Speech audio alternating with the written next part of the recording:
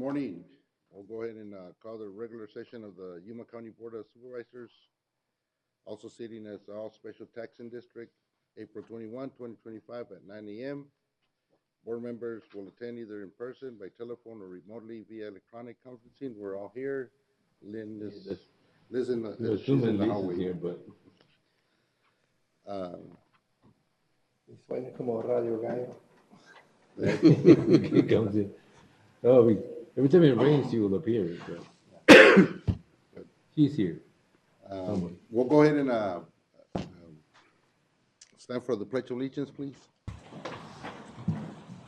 Ryan, can you please lead us in the pledge? Please join me in the pledge.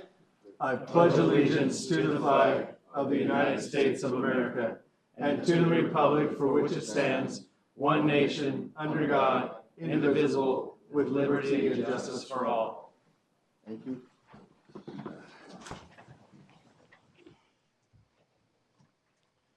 We'll move on to call to the public. Call to the public is held for public benefit to allow individuals to address issues within the board's jurisdiction. Board members may not discuss items that are not specifically identified on the agenda. Therefore, pursuant to Arizona Revised Statute 38-431.01H, action taken as a result of public comment will be limited to directing staff to study the matter, responding to criticism, or scheduling the matter for further discussion and decision at a future date. Public comments may be made in person or submitted by email at publiccomments@yumacountyaz.gov. The email forms of public comments will be accepted until 8 a.m. the morning of the meeting. All public comments will be read out loud during the Yuma County Board of Supervisors meeting that starts at 9 a.m. Do we have any emails? No, we do not. We don't. Thank you.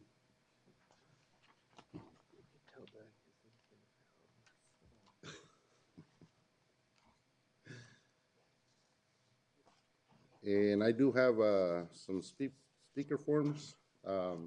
Marty?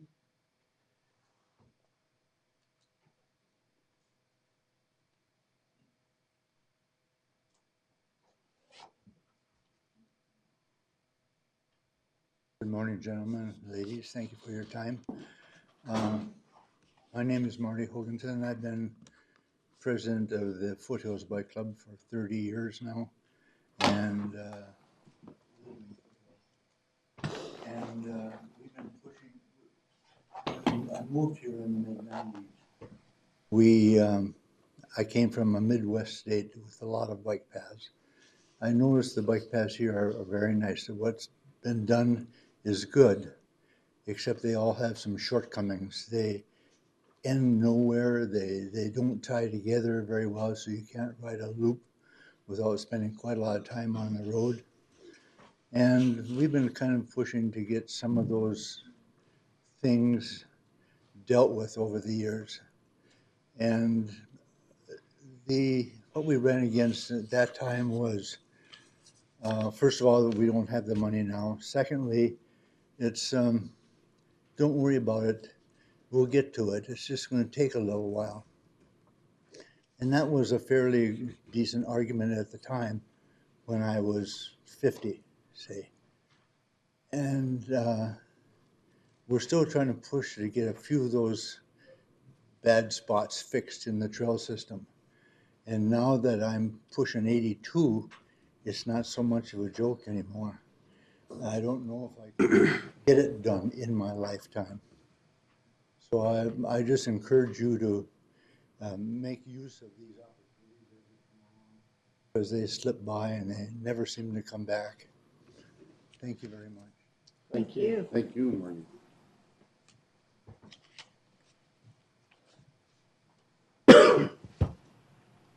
Gene?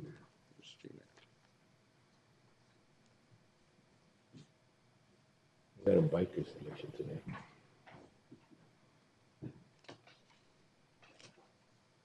Good morning, Board of Supervisors, County Administrator, and all distinguished guests.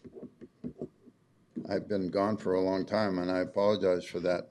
I'm getting older and slower and fatter and all the rest of that stuff, but I'm still into bicycling. And I think most of you have received one of these 60 benefits of bicycling. It's still alive and well, and it's still very adequate for what we need to do in Yuma. However, the pertinent comment for me this morning is I want to thank county administration and the supervisors. We have retrieved over 700 bicycles out of the county transfer point. The benefit, of course, is the benefit that people get after we've repaired them and passed them on. But beyond that, it's keeping junk out of the landfill. And it's truly not, well, what do they say? One man's junk is another man's treasure. Well, these bicycles have been my treasure, and fixing them has been always a passion for me, and it keeps me out of the refrigerator, more or less. But in the long run, it's really benefiting a lot of people. We're opening some doors going into Mexico to be able to help South County with San Luis and Pastor Castro down there. He distributes them out and then he gets across the border, some of them. So the kids are beginning to get some benefits that they might not have otherwise had. Adults who need transportation in a rather modest form, we're trying to get that to them. All in all, it's a good thing, and thank you for the county transfer point and for opening that door. It was amazing. Thank you very much. Thank you, Gene. Thanks, Chief.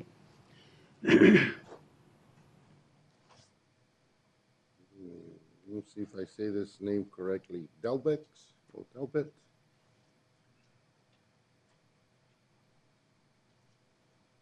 It's for item number 4. Gary Black. Right? Oh, we went to phone. Gene, did you have 2? Pardon me? Yeah. You had 2 forms? Well, yeah, I was going to talk about it when it came up on the agenda. Okay, I'll call you. All right, thank you. Anybody else from the public that wishes to address the board?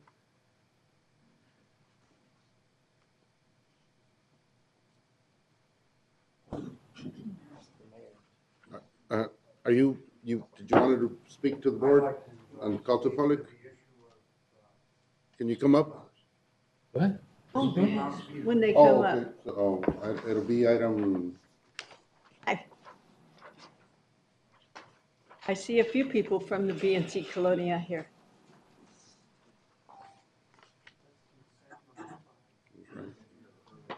that's all right.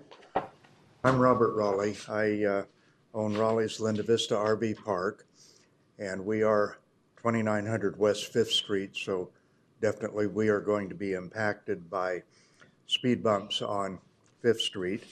My friend Gail Castricone would be here. Yes. She has been adamant about trying to improve this neighborhood. She's done yeoman's work. She's an absolutely wonderful person.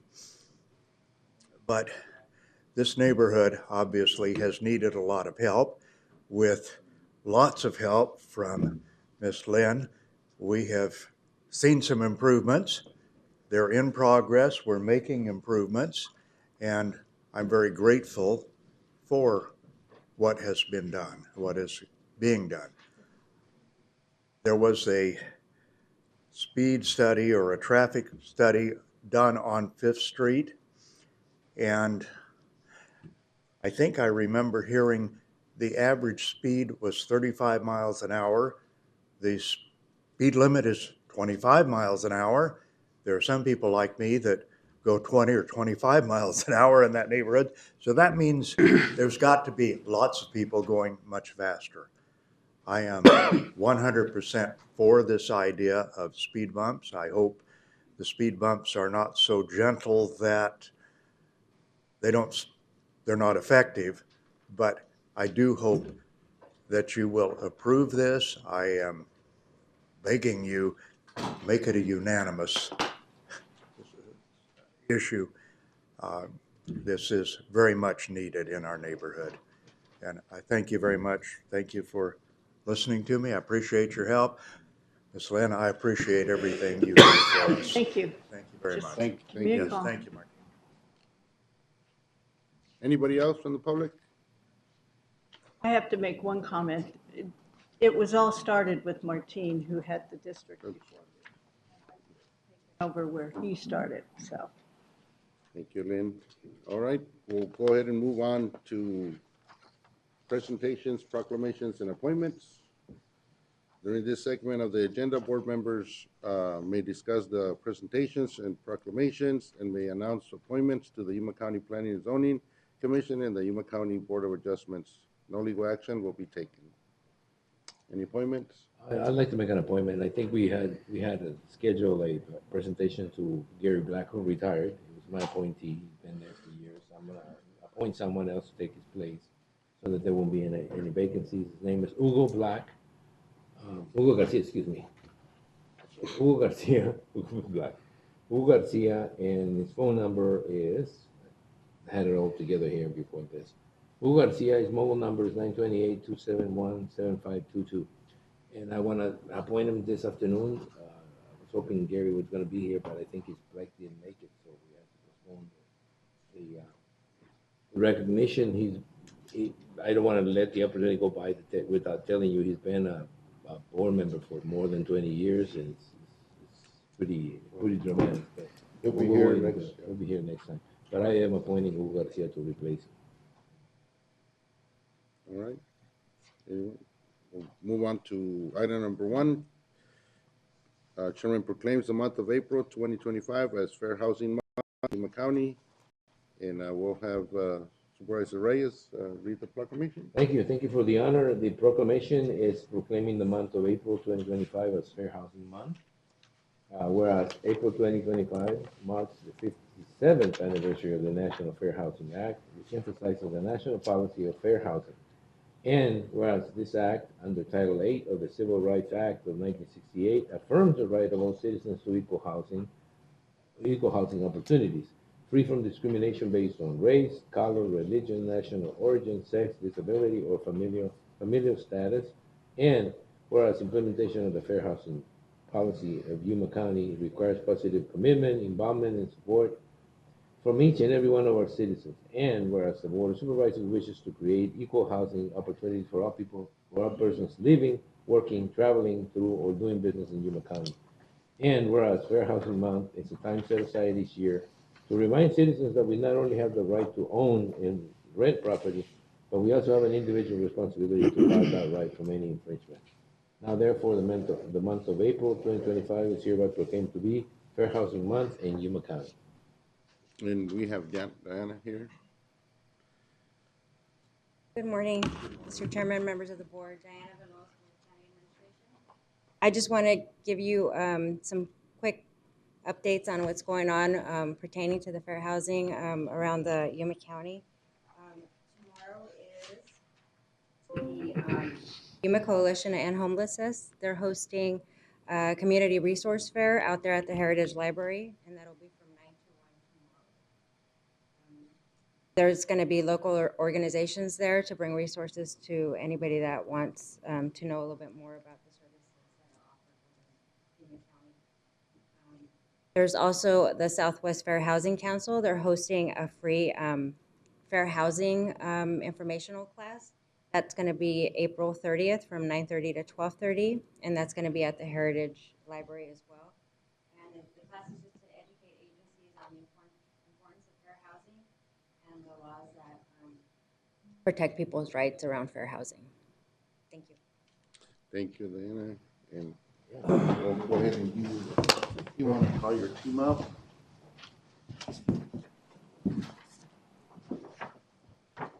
I'm coming. Here we go. What's this day, baby? It's Monday, man.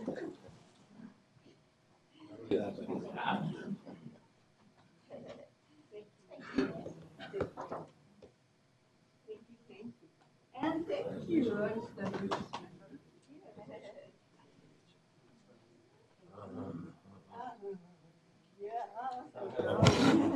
Well, be careful.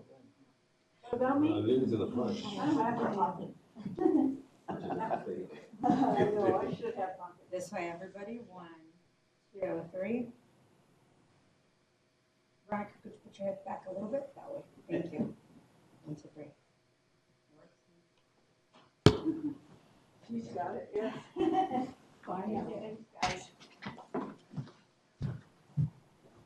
ahead, guys.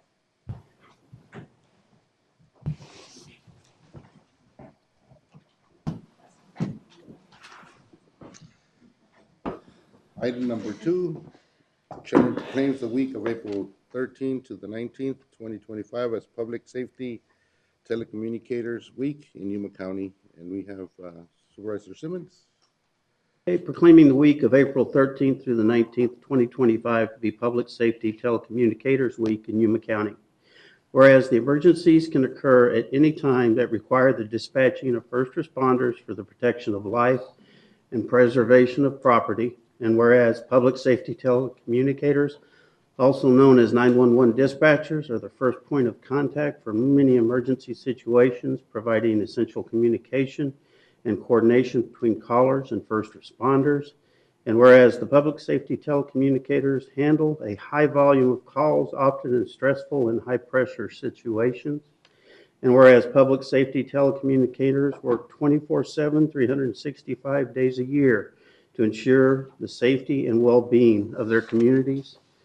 And whereas National Public Safety Telecommunicators Week provides an opportunity to express gratitude and appreciation for the invaluable service of Yuma County public safety telecommunicators and to recognize their critical contribution to preserving public safety.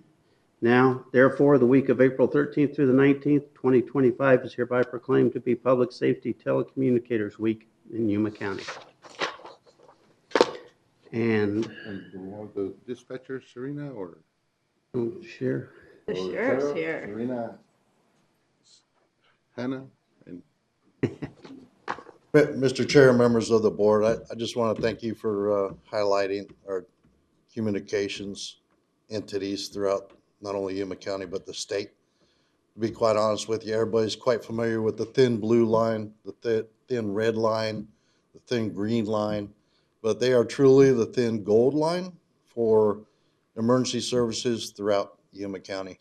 They deal with, a study I did many years ago, at least a phone call every 3 seconds is received by a dispatch center in Yuma County, especially for the sheriff's office.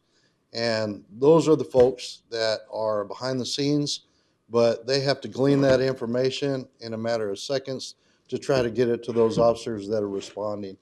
And it's so often that they are the ones that keep the situation calm for that victim that's on the other end of the line, that's dealing with a tragedy or a significant event that they're not used to handling. So I want to thank you for highlighting that. And we also have one of our dispatchers that was recently recognized by the victim whose car went into a canal. They were panicking. The officers responded. They were recognized for rescuing this lady from drowning in her car. But it was our dispatcher, who's here today, that was the one that actually kept that victim calm throughout that whole situation. So I want to thank you and the board for recognizing not only our telecommunicators, but our dispatcher who helped keep that lady calm during a significant issue in her life. I was going to say if the sheriff's.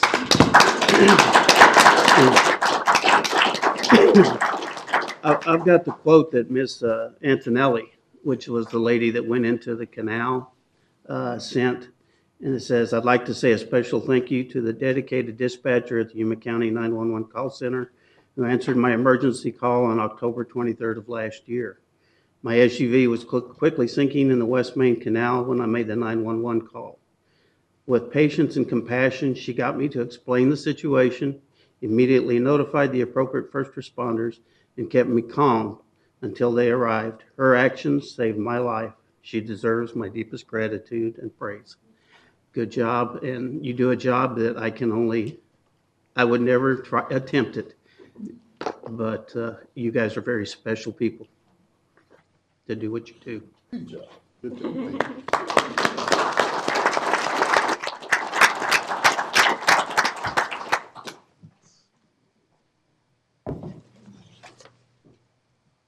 I'm coming. Oh, you want to There's no hurry.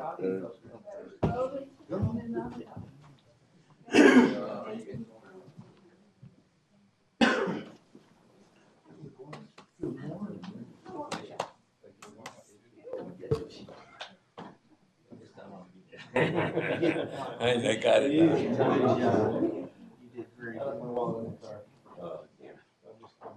Thanks for reading that. almost want to cry, don't you? So excited. Thank you. Oh. Got it. Go ahead. Yes, 1, ma'am. 2, 3.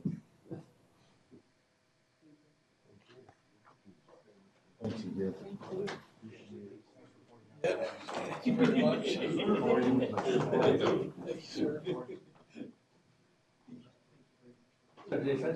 look too comfortable.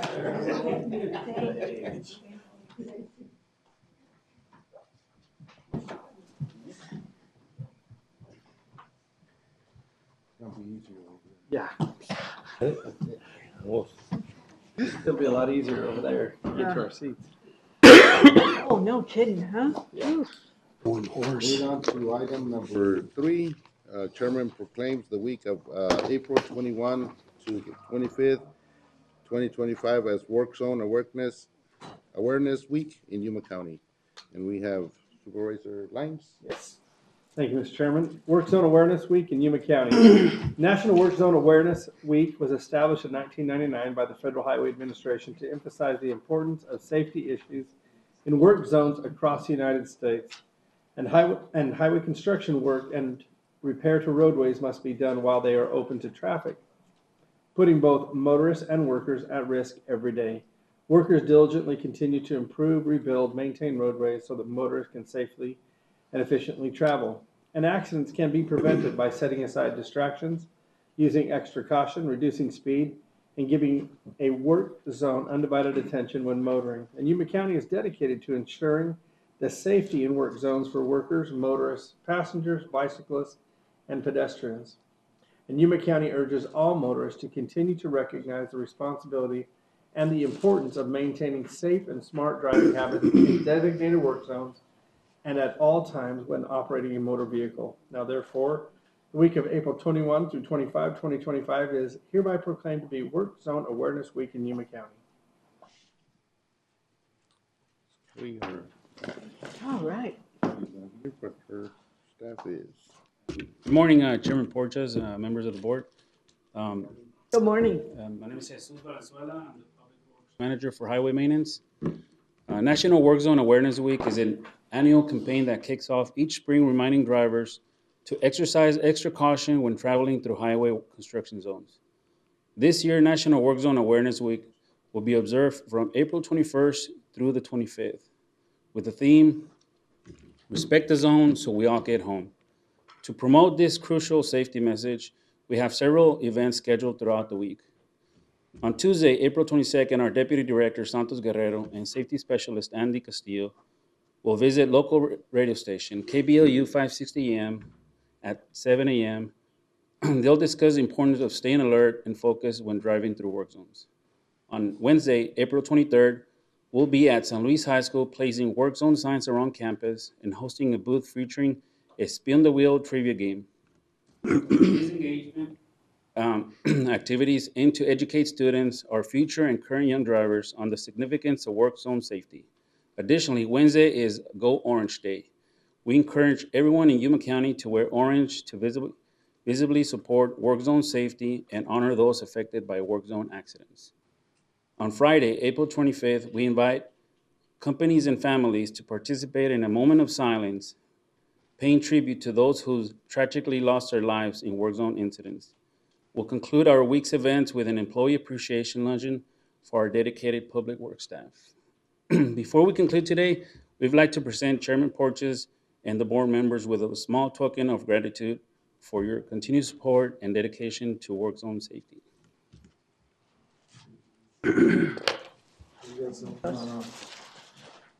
You've been outside. You're getting. Thank you. Thank you very much.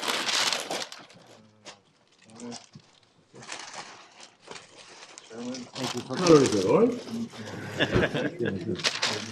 No, I gave it. All right. Gave him two. Are we taking a picture? Let's take. Yes. Oh,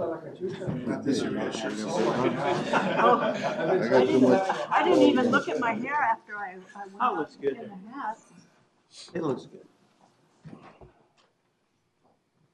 Where? That could be a dunce cap, you know, you gotta be careful. Here we go. Get an orange. Thank you.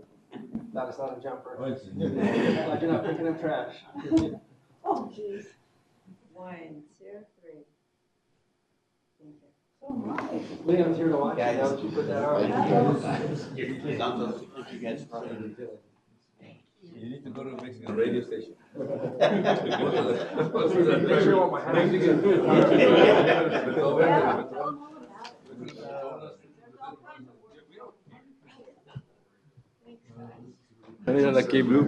Okay.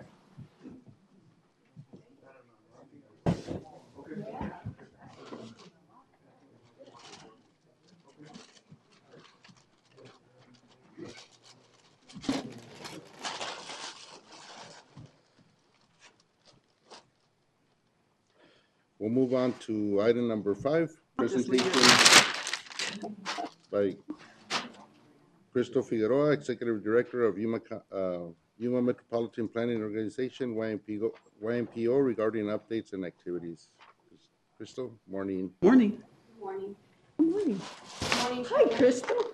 Porches, Board of Supervisors. Thank you for having me here today. I'm Crystal Figueroa, Yuma MPO Executive Director. I'm here to present you on a couple Yuma MPO activities. But first, I would like to provide you a little bit about the organization, what we do, and who we serve.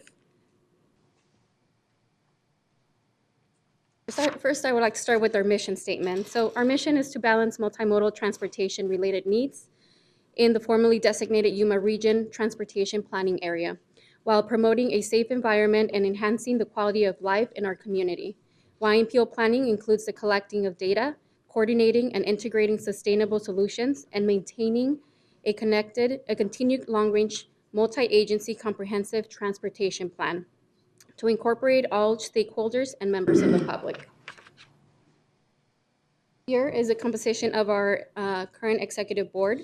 Thank you to Supervisor Simmons, Darren Simmons, for stepping into the current role and assisting while Supervisor Pangrassi takes care of other business. So what is an MPO? An MPO is a federally mandated organization that plans transportation for urban areas over 50,000 people, made up of representatives from local, state, and federal governments.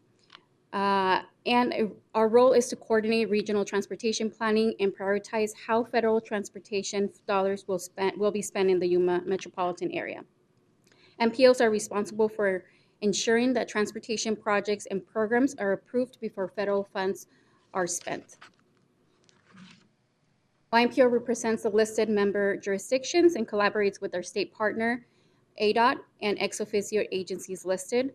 Some of them are Federal Highway Administration, Federal Transit Administration, YSEPTA. YMPO is governed by an executive board of 9 elected representatives from listed jurisdictions, plus an appointed District 6 representative of the State Transportation Board, currently Mr. Sam Elters from Mojave County Manager. The YMPO board is guided by our Technical Advisory Committee of engineers, public works directors from all 7 member agencies. So although funding is mostly federal, YMPO works closely with ADOT, as most of the work we do is overseen by the state DOT through the U.S. Department of Transportation. So YMPO's federally mandated items include a periodic development of a 20-plus year multimodal long-range transportation plan, a shorter range 5-year fiscally constrained transportation improvement program, and a conforming air quality plan to ensure that federal projects for transportation activities do not negatively impact our air quality. And another one is our annual audit and Title VI reports. Now, all of these activities are in our 2-year Unified Planning Work Program and annual budget that ultimately includes the approved above activities. Through these plans, YMPO guides spending and federal capital improvements for transportation funds every year, and other best practices studies as appropriate. Some ongoing projects for fiscal year 20, oh, I'm sorry. Okay, federally mandated work items here, as mentioned. And our current 24 and 25 projects include the following safety applications. Our region provided 8 applications were submitted for Highway Safety Improvement Program. These are for safety projects to improve the network, and 6 have been selected for scoping, including 1 county project. The next 2 projects are the Long Range Transportation Plan, which is from 2026 to 2050, and a Complete Streets Concept Study. These are expected to be completed by June of this year, and public comment has taken place and will be taking place for the final phase. As mentioned earlier, the Long Range Plan is a federally mandated project that occurs every 4 years in areas of non-attainment. The next project is the Roads of Regional Significance. This study will soon commence, which consists of the evaluation of significant routes in the region for the next 20 years, such as US 95, 195, Avenue ED, Avenue D, County 14th, and 3E, which might include transit routes and or act as super arterials. We currently are also developing our Unified Planning Work Program. This is a description of transportation planning activities and priorities to be conducted in the YMPO region for the specified years, fiscal year 26 and 27. It serves as a foundation for requesting federal funds and a control tool for scheduling, budgeting, and monitoring transportation planning process. It was developed in cooperation with member agencies, federal partners, and is reviewed and approved by our executive board and federal partners. The program defines task budget necessary to accomplish these tasks. So some of the projects, forthcoming projects to happen in fiscal year 26 and 27, sorry for the typo there. I won't touch in detail about all of them, but I would like to provide a brief update. The Transportation Management Upgrade Study, currently YMPO is designated as a metropolitan planning organization which provides transportation planning to an urbanized area or population of 50,000 or more. YMPO reached this criteria in 1980 census and was formed in 1983. This study will determine just how fast the region is growing and how or whether the region is likely to attain the status of a transportation management area by 2030 census. A TMA is identified when an urbanized area reaches a population of 200,000 or more. The study will evaluate special circumstances that would allow the region to claim TMA status during due to winter visitors or daily border crossers. So this status, what it does to the region is we're currently receiving $1 million in capital improvement funds. If we reach that TMA status, we would be receiving $4 to $5 million in federal funding. The third project is a result of a successful 2024 Safe Streets for All grant. YMPO will be carrying a regional comprehensive safety action plan through the collaboration with local, state, and federal agencies. The project is expected to advance the implementation of targeted solutions for a safer transportation network. The next major one is a regional sales tax study for transportation in the Yuma region. This study will aim to assess the feasibility, benefits, and potential impacts of implementing a regional sales tax to fund critical transportation infrastructure and improvements in collaboration with our member agencies. This is the result of a current funding issue in the state. So here, although the 5-year bipartisan infrastructure bill is providing many transportation funding opportunities through competitive grants, the major problem still persists, which is the lack of funding due to the underinvestment in our infrastructure for decades, primarily due to the fact that fuel tax has not been increased in over 35 years. For transportation construction, the purchasing power of $1 in 1990 now has been reduced to 41 cents, yet the fuel tax remained at 18 cents per gallon. In addition to inflation, revenue collection are also impacted in continually improving vehicle efficiency standards and increase alternative fuel vehicles. The map here shows 36 states have implemented a fuel tax reform to have, and 10 have gone more than 2 decades without the increase. This map here is the state of Arizona, and it shows the various counties, including Mac, Pinal, Pima, City of Flagstaff, which is 85% of the state. They already have a half-cent sales tax. The remaining 15%, including the YMPO region, does not have one. But the city of Yuma does have a transportation tax for transportation projects. Our region needs a sales tax for transportation, primarily to balance the state investment and have control over regional investments. In the meantime, the region continues to take advantage of one-time funding opportunities, such as the Rural Transportation Advocacy Council-led effort for Greater Arizona.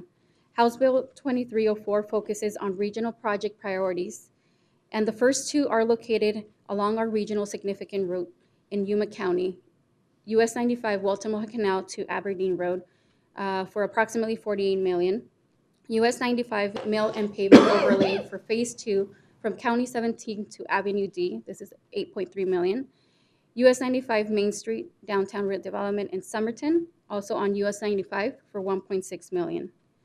The second effort has tremendously helped our region in rural Arizona in general. This is the state AC SMART program allocation. This is consisting of state funds to leverage federal fund opportunities created 3 years ago. Funds are almost exhausted, and House Bill 2101 calls for $10 million in appropriations. The governor's budget proposal is $13 million. I want to show you here the impacts of the AC SMART funding awarded in our region. Here, there is $10 million awarded in our region from 2023, 2024, and it has leveraged $44 million in federal funding. There is less than $18 million still available. The Arizona State Transportation Board did award some funds last month. However, the pot still remains. The next funding opportunity is the Transportation Alternatives Program. On March 24th, the ADOT released another competitive funding opportunity as part of the Transportation Alternatives Program for fiscal year 26 for approximately $17 million. This is for eligible entities including local governments, tribal governments, regional transportation authorities, transit agencies, MPOs, nonprofit organizations. The application process does have or does require a letter of approval by the MPO. Eligible projects include smaller scale transportation projects as the ones stated in the presentation, and I'm glad to report that the Yuma County anticipates to submit an application. Some of these are the pedestrian and bicycle facilities, recreational trails, safe routes to school, to give you a few examples. Chairman Porches, Board of Supervisors, this completes my presentation. These are the YMPO activities for the current year, but also for the next 2-year program, fiscal year 26 and 27, and some opportunities that are available for our region. Thank you. Any questions for? On one of the slides, you had air quality. What are you doing and as far as air quality? So the air quality is a component of our long-range plan. So every time we update the long-range plan, we have to make sure the air quality conformity update occurs for the entire region. I know there's some changes currently. New motor vehicle emission budgets are being they will be proposed and approved eventually. However, they are waiting in our long-range plan to be finalized. So our consultant is doing a build, no build scenario at the moment because those motor vehicle budget emissions are not currently stated. Did Alejandro provide to you a report from the Secretary of the EPA on the new border policies? New border policies? Well, because of our proximity to the border, that we wouldn't be penalized? I have not. No. Okay, would you ask, make sure she gets that? Thank you. Thank you. One last thing, I'm just commenting to the chairman. I've been looking forward to seeing how fast that roadway, Avenue E, I think you call it, from Somerton to San Luis opens up, because it will open up that area of access from Somerton to San Luis. And he's telling me it's in the plan, but because of all the turmoil that's going on. It is in our long range plan, and I think the challenge is funding for a lot of these projects. But I understand the county is pursuing funding through RAISE grants. I think they did. The county did submit a RAISE grant. I think this is the second year, so it's a project that's on the radar, and hopefully the study also provides significant information for this quarter to be put in the forefront.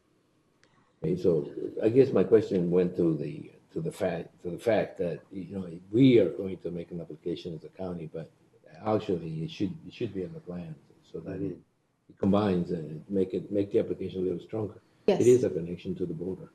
And because the Supervisor Lance mentioned the fact that there are going to be some things that are going to be looked at from the perspective of immigration, the border, access to the border. This is one of those things that I think we may be able to take advantage of right now. Yes, for sure. We will definitely put that, make sure we have a component of that in the study. Mr. Chairman, I met with Senator Gallego's staff last week and their director from this region.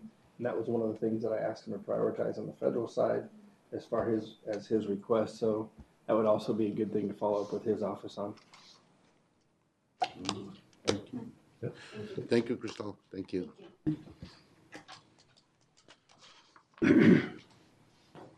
Moving on to item number 7, presentation of El Condado Informado by Yuma 77, the Yuma County Government Channel.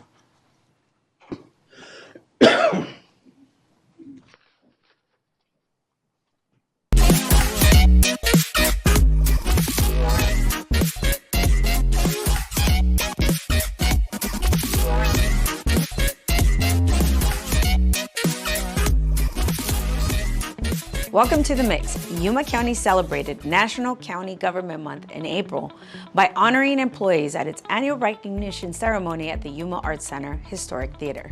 The evening's highlight was the announcement of top honors, including Yuma County's Employee of the Year, which went to Julie Willinger of the Public Fiduciary's Office. Nydia Casas of the Juvenile Justice Center was named Court's Employee of the Year, and Robert Rosas received the Safety Excellence Award. Our 2025 Chairman's Cup Award was won by the Library District for their Heritage Seed Library.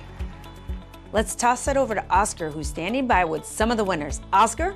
Okay, Arlene, we are on site here at the City of Yuma Historic Theater for Yuma County's annual Employee Recognition Ceremony. Here I am present with Julie Willinger, Yuma County's 2025 Employee of the Year. Julie, how are you? I'm still in shock. I imagine. Julie, this is a tremendous award. How do you feel? I'm just very excited and honored. Wonderful. Do you have anyone that you'd like to thank today? I would like to thank everyone in my department for all their support, and my department head, Claudia Ramirez.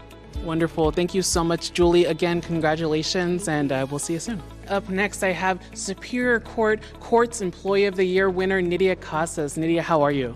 I'm doing great. Thank you for asking. Wonderful. Nydia, so you just won the most prestigious award for the courts. How are you feeling right now? I'm feeling really good. I'm nervous, but I was just thinking on my way over here that it was an honor just to be nominated. So I'm just really happy right now. Wonderful. Like, that sounds so amazing. Is there anyone that you wanted to thank today? My mom, she was really excited and happy about my nomination. So my mom, but of course I have a great administration that supports me, and I'm just, happy to be nominated and recognized.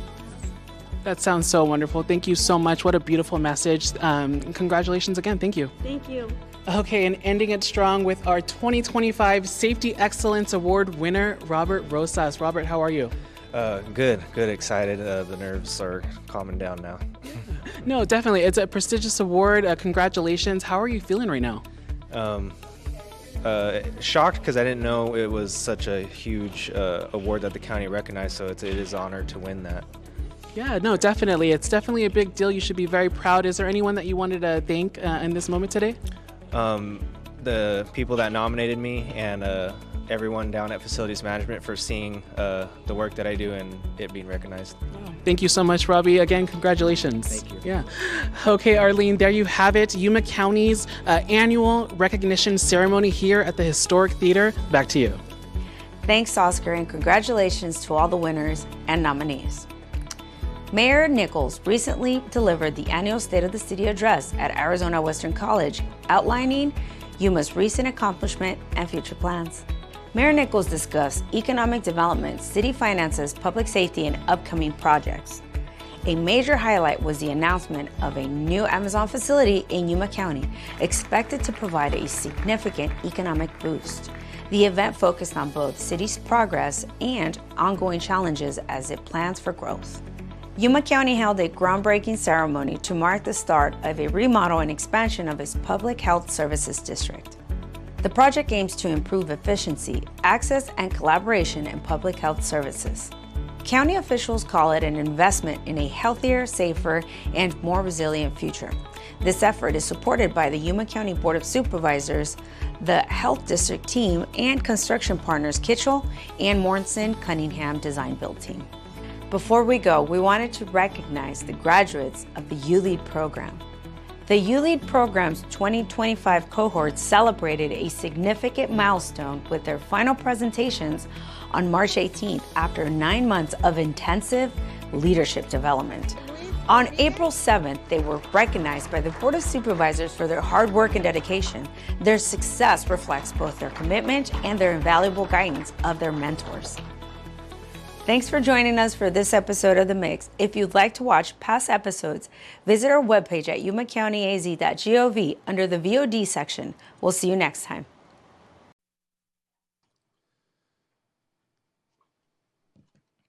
Thank you, Arlene. And before I move on to consent calendar, since you mentioned the mayor, we do have the mayor present here. He sneaked a little bit. Morning, Mayor. Hey, Mayor. That's not why I'm here, though. Yeah. Mr. Chairman, is he here to fight over the possession of a vote? Is he here to listen to a condado Of a informado, vote, which yeah. is not listed on the agenda? In Spanish? We like Just that checking. Yeah. We'll move on to consent calendar. The following items listed under consent agenda will be considered as a group and acted upon by one motion with no separate discussion unless a board member so requests. In that event, the item will be removed from the consent calendar for separate discussion and action. I'd like to pull number 5, Number 5, please. and I have, Pete Hunt? I have item, consent Should calendar items we approve all items 1 to except 6. number 5? So I'll make a motion, we approve items 1 through 6 excluding number 5. All right, let's take it. And then I know, was it, and item number 4, was that right, Gene? You wanted to mention something on that, or? Gene? 4, I'll pull it out and then. Okay, so it's 4 and 6. 4 and 5, you said. Okay, 4 and 5. Okay, So the motion is going to be. So re-amend the motion. there's, Amend your- Motion is to approve 1 through 3 and 6. I'll second the motion. there's a motion to approve item 1 through 6, with, except 4 and 5. All those in favor say aye. Aye. Any opposed? Motion carries. Okay, item number 5. Okay. Authorize Yuma County Administration grants to submit a funding proposal. 4, yes. Oh, 4. I thought you said 5. Good morning, Chairman, Purchase members of the board. So yes, I'm Veronica Garcia. I'm the Senior Grants Administrator here at the Yuma County. And so we do have the opportunity to apply to the Arizona Department of Transportation for the Transportation Alternatives Program. So we have this opportunity to apply for the extension of a pathway, a bike pathway or multipurpose path. So the plan is to do a planning phase for this project because we currently have a concept of extending the current City of Yuma pathway from it ends on the East Main Canal. I'm sorry, the East Main Canal. It currently ends on 40th Street, City of Yuma 40th Street, which is right behind the Civic Center. So our plan is to extend that pathway from County 12th Street all the way to County 14th Street, which is approximately a 2-mile path for safer route for the cyclists, because right now cyclists have to go up the hill and through Avenue A, so that's a very dangerous pathway. So the plan is to extend it a couple more miles down all the way to County 14th Street. So I know Gene did have Some comment? on the project. Okay, thank you. And Raquel, we'll go ahead and I'll call up Gene.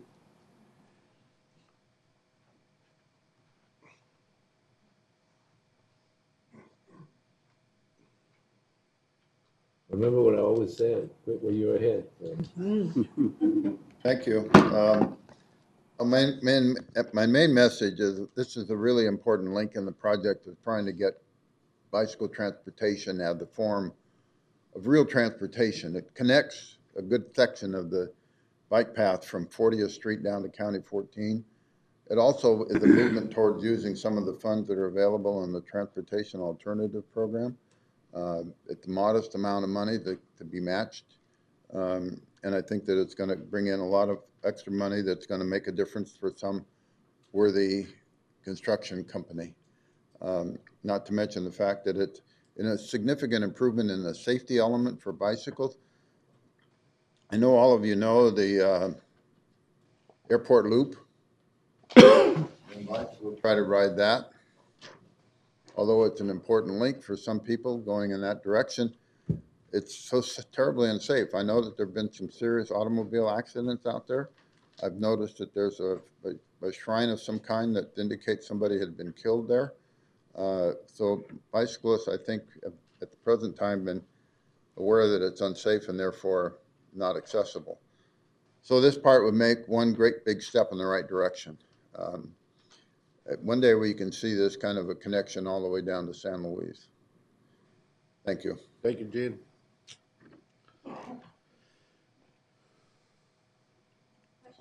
Any other? No, there was a reason it was in the consent item, so I make a motion we approve the item as presented. Second. There's a motion and a second to approve item 4 as presented. All those in favor say aye. Aye. Aye. Any opposed? Motion carried. Item number 5. Okay. Thank you, Mr. Chairman. Well, go ahead, Frank. Good morning, Chairman Porches, members of the board. Frank Sanchez, county engineer, here to answer any questions you might have. Will you tell some of the results from the study, like some of the speeds? Yeah. So there was a comment made earlier today. So some of the speeds were a little bit high. However, they didn't meet the warrants for speed cautions. Didn't meet our warrants. That had to be the 85th percentile had to be 10 miles over the posted speed limit. However, it did meet the warrants for vehicular volumes on 5th Street. And so with that, there's a lot of cut-through traffic. With that brings along some speeding. So we're bringing this forward to implement the speed cushions or speed humps to reduce the amount of traffic and reduce the speed at the same time. And Frank, can you Speed bumps as a mitigation process, just to try to prevent people going fast. That is correct. They're evenly spaced out there to keep vehicles at the posted speed limit. How many are you putting in, you know? We're putting a total of 7. So for those who might not know, the only through street besides 8th Street and 1st Street to get from Avenue B to Avenue C is 5th Street. And there's a lot of traffic on 5th Street that is not the residents who live there. So these speed bumps are an effort to slow down that traffic, and since there are no sidewalks because it's in the county, to make sure that it's a little bit safer for the children who live along 5th Street and the families that live along 5th Street. I know we have one gentleman in the audience who's had his mailbox hit at least 2 times that I'm aware of and knocked over. He finally painted a bright, wasn't it green? What color? Fluorescent orange. Yeah, orange, right? Safety orange. Yeah. He finally painted it bright orange so that people would see it and hopefully not run it over anymore. So this is a long time coming, and Frank, I can't thank you enough for all the work that you and your department did to make sure that these speed bumps were put in, are going to be put in, and that'll make a big difference for the children who live along 5th Street. So, thank you. Thank you, and we're looking at possibly getting this constructed before the end of the fiscal year. Thank you. You want to approve it? Yeah, unless there's anybody else who wants to comment. Well, the two people from the BNC Colonias, please stand up and be recognized. Thank you. We have a committee that is temporarily in hiatus right now, but we've had a committee that meets on a monthly basis, led by Gail Castor-Cone. And these two people are part of that group and are very active in that BNC Colonia area. So, and if you'll go through that BNC Colonia area, you'll see that there are some great improvements in the area right now, and the speed bumps will just add to that. So thank you very much. And with that, I move that we approve item number 5. I'll second your motion. There's a motion and a second to approve item 5 as presented. All those in favor say aye. Aye. Any opposed? Thank you. Oh, I know, finally. Woo! Moving on to discussion and action items. Item number 1, presentation, discussion, and possible action to approve the time extension for the new Yuma County Administration Service Building construction project. Frank? Again, good morning, Chairman Porches, members of the board. Frank Sanchez, county engineer. It's been a long time, a long road to get to where we are right now. And as you've seen this morning, completion is near. Throughout the project, there's been several requests from the county to change plans on the project. That has necessitated time extensions on the project. Staff has evaluated the changes to the project and determined that the time extension to August 26th is adequate and justified. Pilkington Construction will give a small presentation on the status of the project and the need for this time extension. As mentioned, staff has agreed and think that the time extension request is justified. Good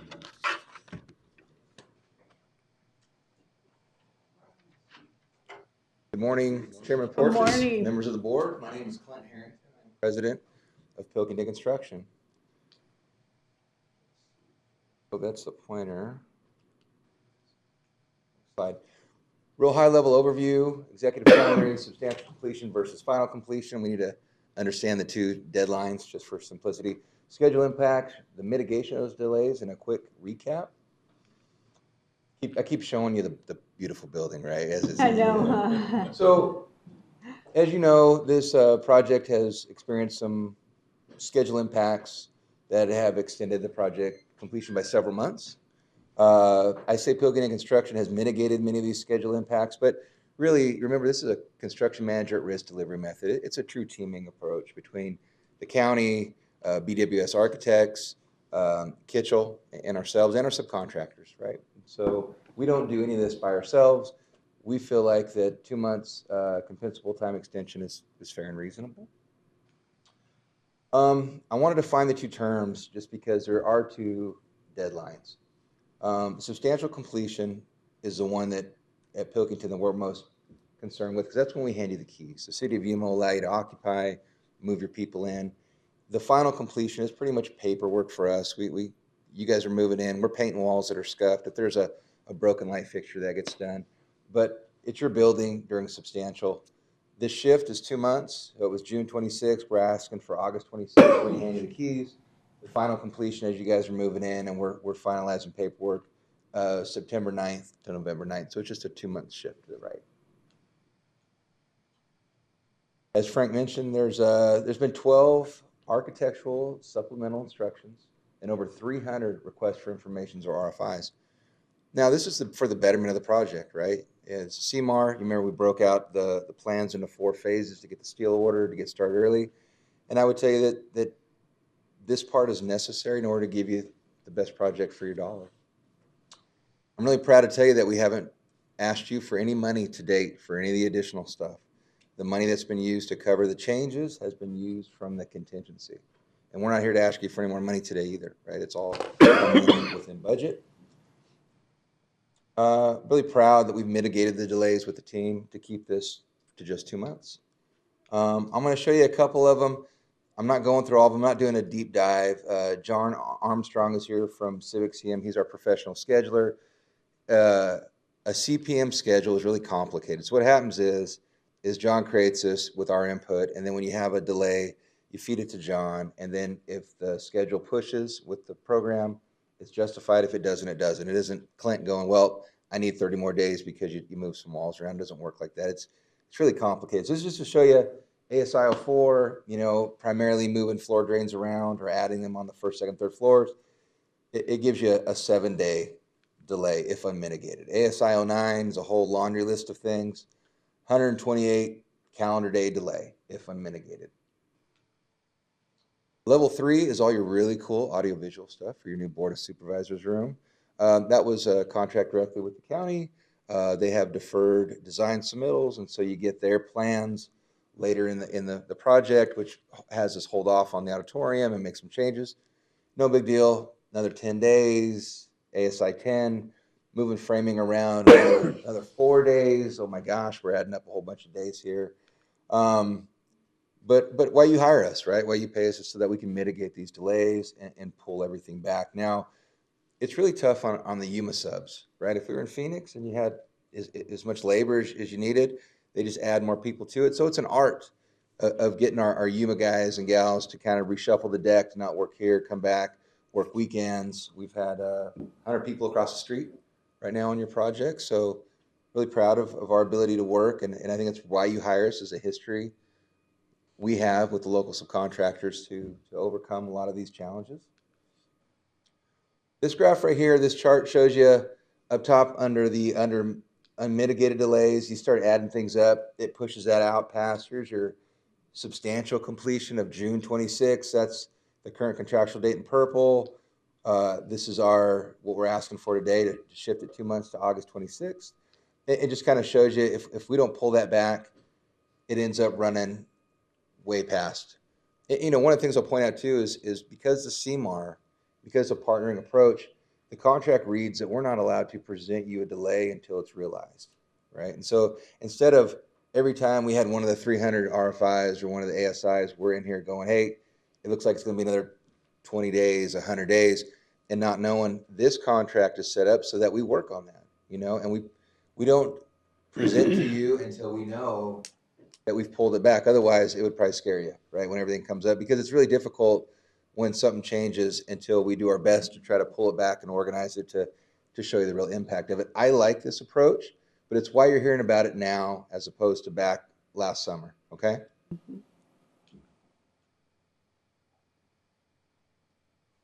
Kind of a quick summary, we're instead of June 26th, we're going to hand you the keys. We're asking everyone to hand you the keys on August 26th.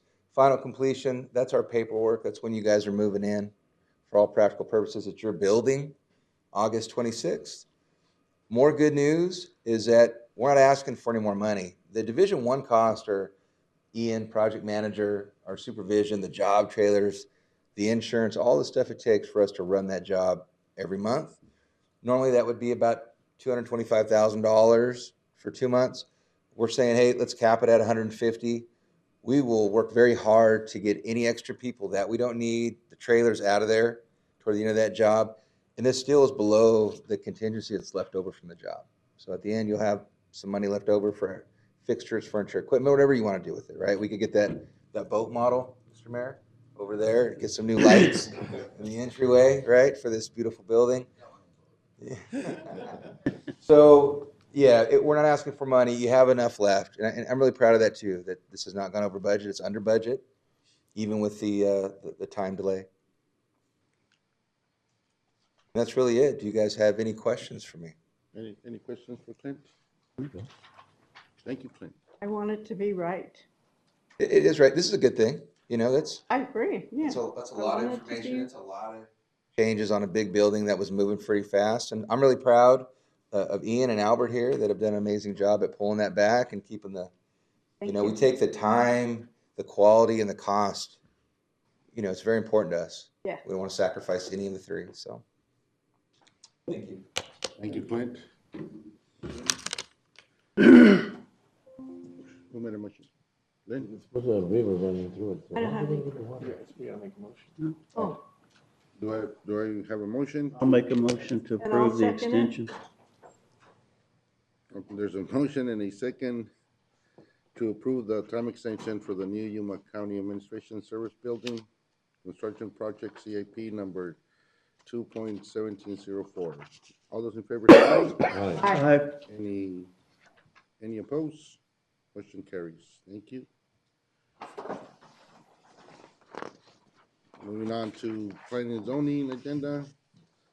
Full legal descriptions of property sites for all rezoning cases are available for public review at the Yuma County Board of Supervisors office. And rezoning regular public hearing item number 1, rezoning case number 25-05. Good morning, Mr. Chairman. Jesus Carrillo, Senior Planner, presenting rezoning case 2505.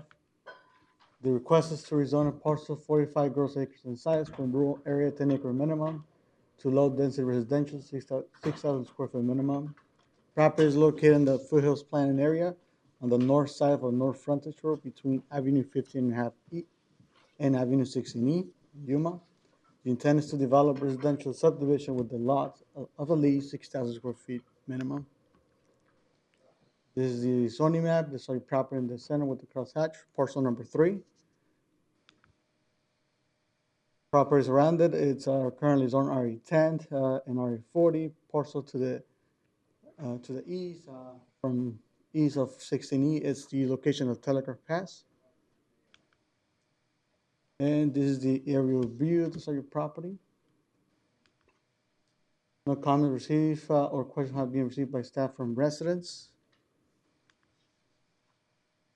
Planning Commission recommends approval of rezoning case 2505 with the attached performance conditions. Within 60 days of approval by the Board of Supervisors, the owner or agent shall record in navigation and infrastructure and schedule for development disclosure statements. And for the schedule for development, within 10 years of Board of Supervisor approval, the filing and approval of tentative map as a subdivision of parcel 198-12003 into 6 or more lots shall be completed with traffic impact analysis, shall be completed in accordance with Yuma County Public Works Standards, Volume 4, Section 4.5, during the tentative map review. And within 10 years of Board of Supervisor approval, all improvements required by the traffic impact analysis shall be completed in the time frame specified by the traffic impact analysis. And that concludes that presentation, and the agent is present. What, I mean, I noticed that this was a 10-year tentative map of subdivision and parcel shall be completed in 10 years. Why so long? Mr. Chairman, Normally it's 3 to 4 years, 4 years. keep that in mind that this property, it's a large project. The infrastructure has to be taken to all this property as well as water and sewer. Also, there was a case, this property was previously rezoning back in 2005, and it was reverted back by the board in 2018. So given this a little bit more time, we're given a chance to bring the complete the traffic impact analysis. Any road improvements. You went from one extreme to the other. I mean, we always have a concern that 2 years is too little, 4 years, maybe 5 years is about. Then that's what the reversion clause is supposed to be. If you can't do it in 5, 10 years, it's just surprising to see 10 years. I mean, that's a lot. But I can understand what a good-sized project will take time to develop. I'm aware of that. But I need to ask why 10 years. Go ahead. You're done? The Do you have presentation? do you have a picture of what we just approved next to it? Karen Spencer had a piece of property that was. This is a mile or two away from that. Is it a mile or Yeah. two away? Have you ever been, you know where they do Howling at the Moon? Yeah. That's that area. Yeah, This where is the the area. bottom of the Telegraph Pass thing is, where everybody parks their cars right in there, and then they go up Telegraph Pass. That's the area. Okay. Any other questions for staff? Thank you. I'll go ahead and, open it up, open the public hearing. And, right, Hi, Doug Nichols, Core Engineering Group, 200 East 16th Street, Suite 150. Representing the applicant today. Thank you, Chairman and Supervisor Reyes. On the 10-year, it was an estimation. We've got a lot of work. This isn't a very typical approach to subdivision development. And so we wanted to make sure we were upfront that this is going to take some time and some investment. And we weren't going to be able to turn it in 2 years, 3 years. So that's the primary reason, is just we didn't want to say 2 years, then come back before you in 2 more years and 2 more years and just say, we've got a lot to figure out. I'm not even sure it's completely within the 206 area for the Foothills utilities. So we're going to have to address utility issues. But until we know what level of utilities we're needing, we can't really get started on that discussion. So I'm here for any other questions and appreciate your time. questions? It's going to be a challenge because you're going to have flood issues, water coming off that mountain down through there, and like I said, utilities, the public. It's a civil engineer's dream job, because you get to do all the things that you talk about doing, and usually in flat farmland that you're converting into a subdivision, you don't have a whole lot of overland flow to worry about. Here, we're going to have all those things. There's a major wash in the within the property, which is going to eat up some of the actual buildable acreage. We want to make sure that's done right. We want to work on the trailhead, make sure that access is maintained, that kind of thing. And all those things are going to take some time and some dollars, honestly, from the developer to make sure when we move forward with a plat, we know that plat's actually constructible.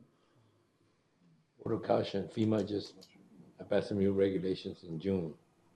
They're new and they're, as far as I'm concerned, they're stupid, but just want to make sure you know that. I appreciate that. Thank you. Any other questions for the representative of the applicant? Right. I know that Game and Fish have some problems with it. Can you go into details of how you're going to mitigate any of those? I think all those were standard issues that they have within all Yuma County. Burrowing owl and all that. So burrowing owls, what you do is you do a quick survey before you begin construction to make sure that if any of them need to be relocated, they can be relocated. Those are typical mitigation measures. Good luck. Thank you. Thank you. With that, Anybody else from the public? Nobody else? Bring it back to the board. I'll make a Close the motion. public hearing, and entertain a motion. I'll make a motion to approve. I have a question for Maggie. Maggie, why is staff opposed? Or can you, I know it's written in here, but can you bring it to everybody's attention?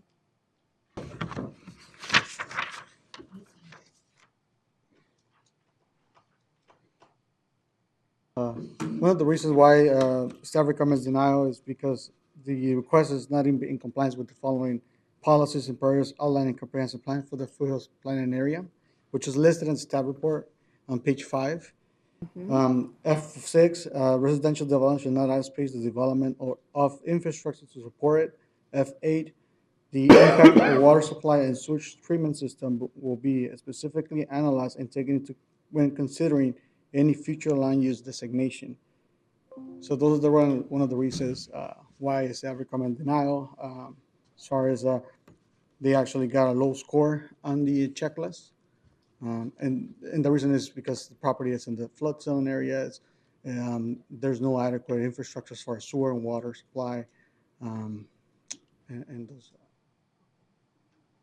I have a question for Maggie.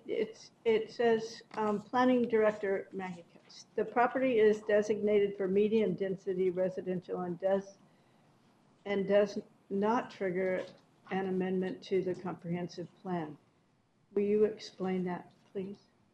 Yeah, Mr. Chairman, Supervisor Pancracy. The property, the current land use designation allows a higher density than what the applicant is proposing or is requesting. Therefore, the request is in compliance with the comprehensive plan. If they were requesting a higher density than what the land use designation allows, then they would need an amendment to the comprehensive plan. So you're saying that it doesn't? It does not need an amendment because they're requesting a lower density than what the land use designation currently allows. Thank you. Well, it's showing the vote, it's 5-3, the vote, so it's a little off the beaten path, to say the least. But we give them plenty of time, and they're aware of the challenges, which I've read.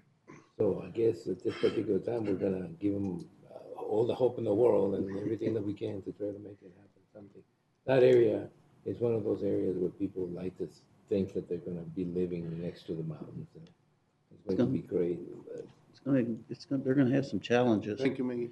You're welcome. Especially with, when you start putting in water and sewer and everything, that ground's probably solid rock. All right. Coming down off that mountain. So, anyway, I have another question. Maggie, okay, we approved this right now. Tell me what comes next and next and next and next. It'll come in front of us. I know, several times, I know, but I just want Maggie to bring it to everybody's attention. Mr. Chairman, Supervisor Pancrazy, if this request is approved today, the applicant, once they're ready to submit a tentative map, will have to submit their tentative map for the proposed subdivision. And once that's done, then they would have to submit their plans for a final plan. Now, when Karen Spencer did her subdivision, when we approved that one, she indicated that the capacity for the water and sewer company that's out there could only handle 20 more units. So that's as many as she'll be able to put in at this time until they expand their infrastructure. This would also apply to this subdivision as well, right? They wouldn't be allowed to go on septic and wells, would they? Mr. Chairman, Supervisor Pancrazy, that's correct. They will have to, Foothills Utilities may need an expansion to their service area before this subdivision can move forward. I'm just bringing up I'm bringing up a lot of the concerns people are gonna have. with that, I'll make a motion to approve the rezoning case number 25-05 as presented. I'll second it. There's a motion and a second to approve rezoning case number 25-05. All those in favor say aye. Aye. Aye. May I Any explain opposed? my vote? I have a lot of concerns, but I'm still gonna vote aye. I've got concerns too. It's gonna be interesting. Yes, okay. Moving on to legislative issues. Item number 1. Alejandro.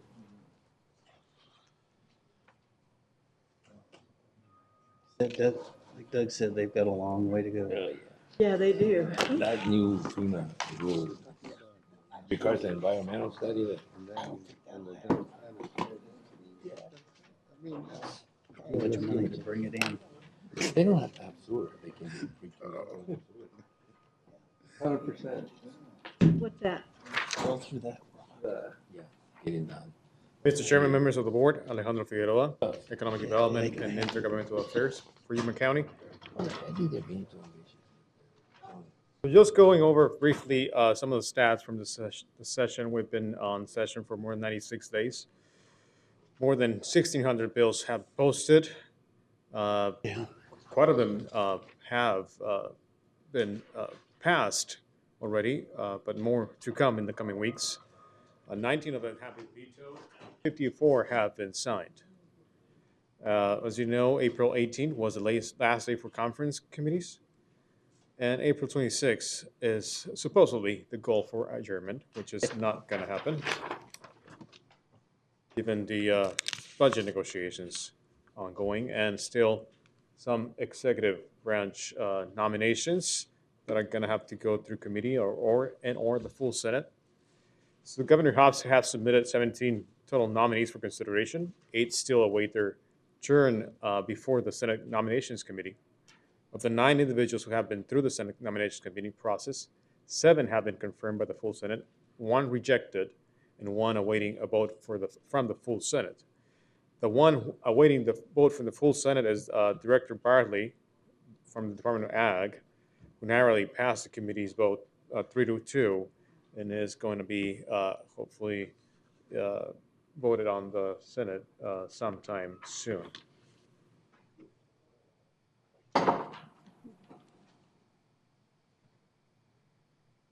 So the issue surrounding the Department of Developmental Disability Supplemental Appropriation was the top item at the Capitol last week.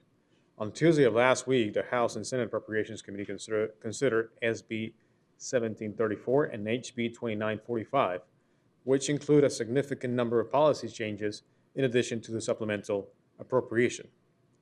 The issue will continue this week, most likely, and it might continue to slow down the work on the budget between the legislature and the executive, given that the governor has stated that she will veto every bill sent up to her desk until this issue is resolved. Unfortunately, that has already impacted our broadband bill, but we're working with the sponsors and other members of the legislature to advance that and bring it back to the House. On the budget update, the Finance Advisory Committee met to go over the latest state revenue numbers. The federal budget reductions and the federal tax reductions are leading to a lot of uncertainty on our state's current and future budget forecast. The fiscal year 25 and fiscal year 26 revenue projects a 2.5 to 3% increase, followed by a fiscal year 27 and fiscal year 28 should be a little bit healthier, projecting a 3.5 to 5% increase. This number suggests limited new spending after baseline adjustments are made, at least over the next year or two. The information provided from this committee sets the stage for the fiscal year 2026 state budget.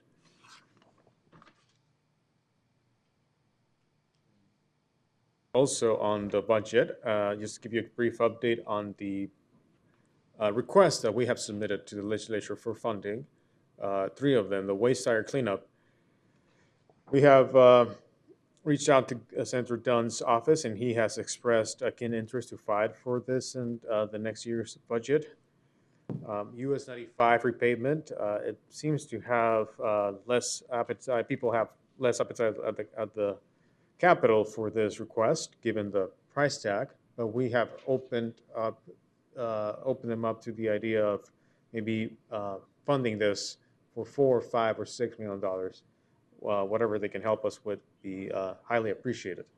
So we'll continue to push and elevate this as the negotiations go along. And the Somerton Bridge, HB 2562, was the bill to support this funding, sponsored by Representative Pena. It has received great traction and support, and we will continue to work with Representative Pena to secure this in the fiscal year 2026 budget.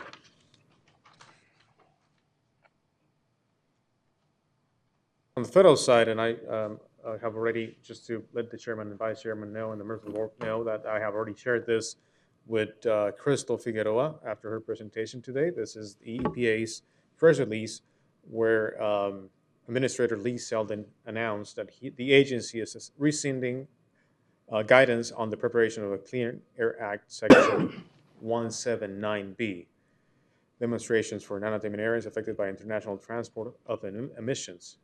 This guidance made it unnecessarily difficult for states to demonstrate that foreign air pollution is harming Americans within their borders. Following the rescission of the guidance, EPA intends to work with the state and local air agencies to develop the evidence necessary to grant relief under CAA Section 179B. You're welcome. This announcement follows Administrator Selden's trip to Arizona 2 weeks ago, where elected officials and business leaders shared this problem as one of their highest priorities. The action acknowledges the significant challenges identified by Arizona and other states. To avoid confusion, the agency has also removed this guidance from its website. And just to inform the board, during our last monthly meeting with ADQ's, Yuma County staff brought this article up, this press release up, Unfortunately, at the time, the ADQ staff had no recollection or knowledge of this information. After a couple of hours or an hour after we brought this up, their response was that in absence of this guidance, and until EPA provides new guidance, the guiding principle will be what is in the Clean Air Act. So we'll see where this leads up, but we're trusting that the EPA will continue to push forward for this and apply a new set of guidance so Mr. that Chairman. ADQ can follow that. Alejandro, one of your bullet points there, though, is that the outdated guidance was removed from the website. If they're sourcing and referring to that, we need to make sure that that's excluded because that is an update. We need to make sure that we're complying, and I'll work on the rest of it.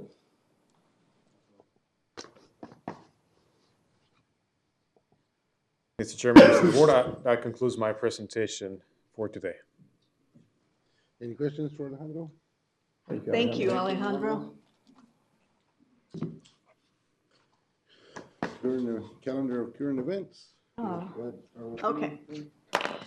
First of all, I apologize for not making the meeting that was for the recognition of the employees of the county. I was in Phoenix at CSA attending 2 other meetings. So I attended the groundbreaking for the new additions to the health department. I attended the special session at Aldrich Hall. I attended a meeting with Ironwood Transmission, the group that's doing that for the route.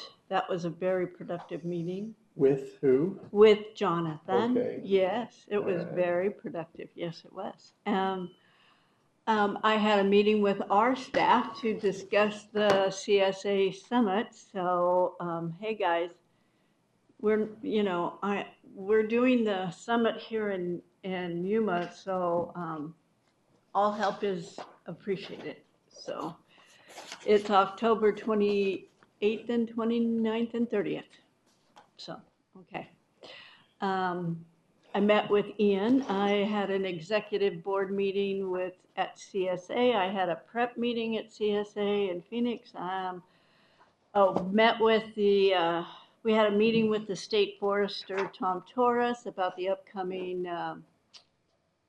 fire season and some of the issues that they're facing. I had a CSA Board of Directors meeting, and our guest speaker was Tom Busowski from the Arizona Department of Water Resources, and he talked about all the upcoming stuff that's happening, including the negotiations for the 2026 groundwater, Colorado River compact. So anyway, it was very interesting. Yes, and that's it. Last week I had a meeting with the 4 directors from Senator Gallego's office. Want to understand our priorities here in Yuma County from my perspective, which I shared the route between San Luis and Somerton being critical to alleviating some of the traffic and allowing for growth. Had a WIFA meeting, met with several different constituents on multiple issues and projects, water infrastructure, broadband, and our general, Allah bless you. Thank you. Our general network improvements and how we might move forward to build out our system, especially the Gila Valley, where that was on the schedule. I referred several questions back to Ian, and met with, had a great meeting with our new county attorney and Ian, and probably 6 or 7 other meetings as well, about 12 phone calls a day. And spoke with most of the legislators that voted against the broadband authority. Some were absent that day, said that they would be supporting it. and the Speaker and the Senate President as well. Is it coming back up? Yes. Is it? Good. Don't have it come up until we get the DDD stuff done. Well, we need to make sure that Tim understands that. That he doesn't bring it back until that's taken care of. Mhm. And that's it, Mr. Chairman, nothing. I didn't do anything. Yeah, right. Mr. Simmons? The Health Department groundbreaking, several BOS special sessions, LEPC meeting, met with numerous different people over numerous different issues in foothills in East County. Well, I'll tell you what, that was a great event. Employee appreciation situation. It's been developing over the years into Yes. a real fine event. I mean, there was a lot of people there. I think it's because we have a lot of different things going on at the same time.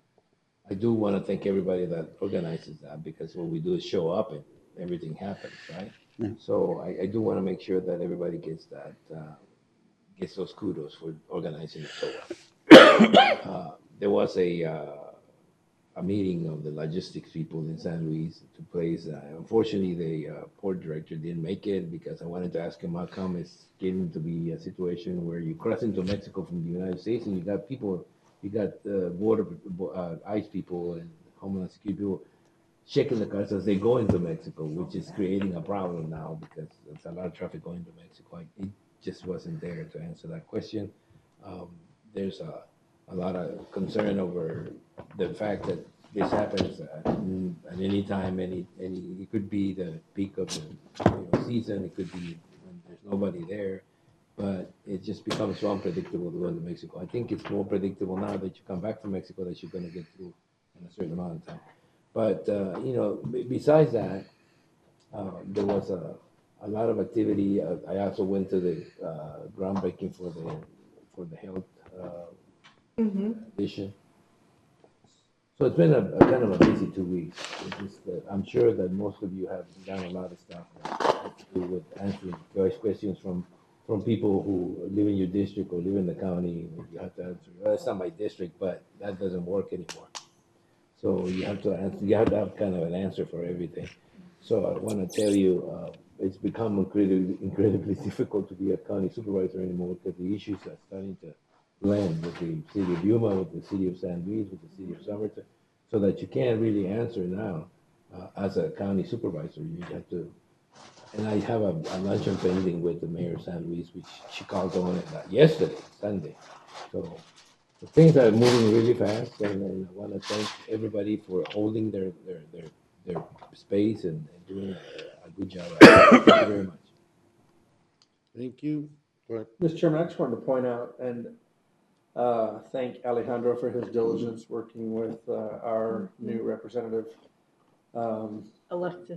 Alexis in Phoenix, keeping us abreast in real time of the challenges in the legislature, reaching out so that we can make those phone calls and keep moving things forward. And it's unprecedented, the cooperation that I've seen over this last year, and it's a significant improvement in how we interact with the legislature and the governor's office. Mm-hmm. Thank you. I attended the breaking ground ceremony for the new addition of the Groundbreaking, yeah. health department, and then I also the employees appreciation, it was really nice. I mean, I know a lot of employees are working or can't attend, but it was nice to see that it was almost full, almost a pack. And I had a great meeting with the county attorneys. Minda, thank you, on Friday morning, and Carolyn. So once again, thanks for meeting with me. Boss. Thank you, Chairman. We had our executive management team training session with Franklin Covey last week. I also attended the Health Edition groundbreaking. The U-Lead 2025 cohort graduation and luncheon celebration, attended the Yuma County Victims' Rights Committee picnic, attended virtually County Managers Association meeting, Arizona County Insurance Pool meeting, and Arizona City County Management Association meeting, attended the Employee Appreciation event next door at Cafecito, and of course joined you with the Employee of the Year Years of Service ceremony. We are having an after-action meeting on Wednesday morning to talk about what went right, what could go better, so any input from the board is certainly welcome for that. Our quarterly manager lunch hosted by San Luis Interim Manager Jenny Torres in San Luis. Represented Arizona on the interview panel for the ICMA Mountain Plains Regional Vice President candidate interviews, and my designation as an ICMA credentialed manager was renewed again. This is based on my continued professional development and a report that I submit to a panel that Congratulations. reviews it. Thank you. And finally, attended a memorial service for Monica Escalante, our former risk management specialist and safety technician. Monica served Yuma County with integrity and professionalism, and she will be missed. Thank you, Chairman. She fought hard. Mr. Chairman, the only thing that comes top of my mind, Ian, for the recognition ceremony is that maybe we could just send out a quick poll. Will you be in attendance? Will you not? You can just RSVP, yes or no. And that would be for the people being recognized for years? Just in general, just because we had so many people that were absent that were actually there to receive it. And even some of the directors weren't aware that they weren't going to be there. Thank you. Will do. All right. Meeting adjourned.